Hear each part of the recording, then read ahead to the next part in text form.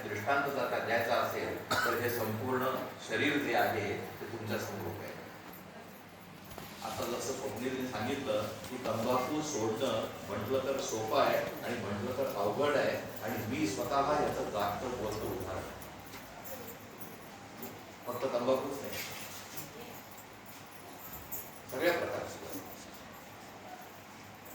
तंबाखू असू दे, गुटखा असू दे, पान असू दे किंवा हे असू, हे सर्व करत असताना जेव्हा प्रजापिता ब्रह्माकुमारीच्या संपर्कात आलो तेव्हा हे सगळं सुटलं. त्याचं उदाहरण तुमच्या समोर आहे आणि म्हणून मी तुम्हाला सांगू शकतो की हे बाबांनो सोडा, अवघड नाहीये.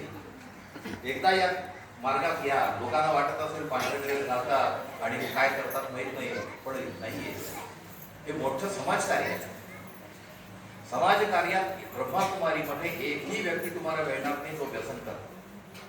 मग ते तंबाखूचा असून दे, दारूचा असून दे, गांजाचा असून दे, कुठल्याही प्रकारचं व्यसन आहे ते व्यसन न करणारा हा ब्रह्माकुमारीत असतो. आणि सोडणं हे अत्यंत सोपं आहे, कारण आपली शक्ती नाही.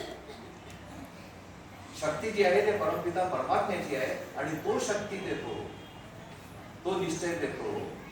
आणि निश्चय जो आहे, निश्चयाची शक्ती जी आहे ती अत्यंत महत्वाची. आणि म्हणून हे आमचा कार्यक्रम मला विशेष भावला आणि तो असाच इथे भावला.